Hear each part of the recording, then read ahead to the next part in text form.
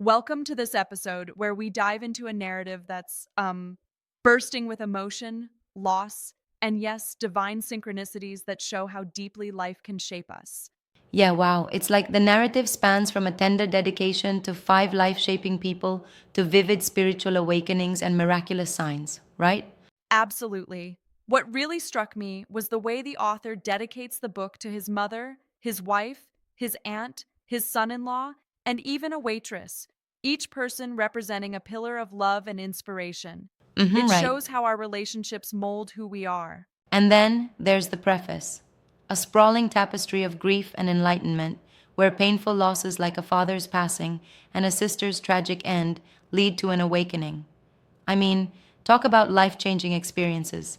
Yes, he recounts moments that are almost cinematic. He mentions how, in his lowest times, he finds support in unexpected places, a roadside sign in a movie like Bruce Almighty, a heartfelt lesson from Patch Adams, and even through a message from Star Trek. It's his way of saying everything happens for a reason. Wow. So it's not, just a series of random events, but a series of spiritually charged moments interconnected with films, family, and everyday encounters. Yeah. How did you feel about the repeated signs, like those miraculous moments at Cracker Barrel and the coincidences with birthdays and names? It was both overwhelming and beautiful.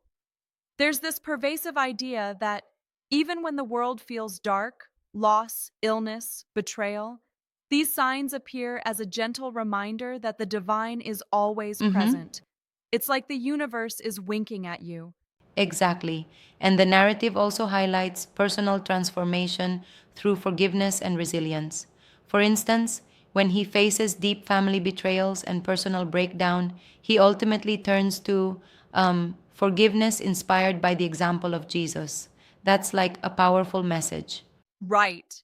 He talks about how, even in moments of intense pain, like dealing with his son's silence or family disputes over tips, the only way forward is acceptance and grace. There's this recurring lesson. You'll see it when you believe it, which is also a nod to the title he chose. And the references to movies like Evan Almighty, where the idea of random acts of kindness, ARK, becomes a way of life, really tie together the themes. It's almost as if his experiences are part of a grand, divinely orchestrated script. Exactly. I mean, his journey isn't just about personal loss. He's turning that loss into a mission to preserve love and truth in a hurting world. His interactions, whether paying for strangers' meals or engaging deeply with people at restaurants, show that even in random moments, spiritual purpose is revealed. Yeah, so moving, I also love the way he references seemingly mundane details, a leaking ceiling in the basement, a phone lost and found, and transforms them into lessons of trust and divine orchestration. Absolutely. It's a reminder that the spiritual realm might be interwoven into the fabric of our everyday lives. Even a broken phone or an unexpected phone call becomes part of that epic narrative of redemption. Yeah, it really makes you think. And then there's the recurring theme of family, where every loss, like a father's or a sister's passing, drives home the need to preserve what matters most, to leave a legacy through kindness, perseverance, and the continual pursuit of truth. Exactly. It's about rewriting a life that might have been mired in pain into one illuminated by small miracles and divine signs.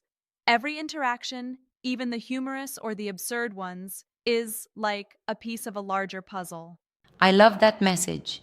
It's uplifting, reminding us that when we open our hearts to positive offerings, we can truly transform tragedy into hope.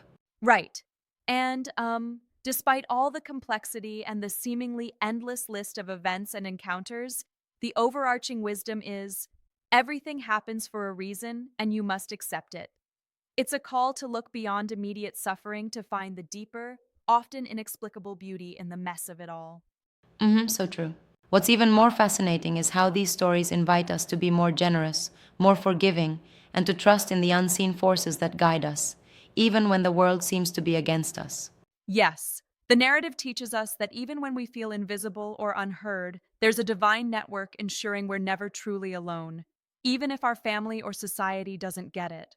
Wow, What an incredible journey! A blend of sorrow, spiritual awakening, and beauty in unexpected places.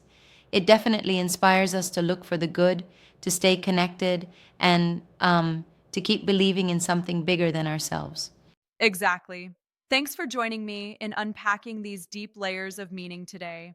I hope listeners feel encouraged to reflect on their own blessings and the subtle signs in their lives. Absolutely. Remember, as he says, you'll see it when you believe it. Thanks for this enlightening conversation. Thank you. Stay open to those incredible moments, folks.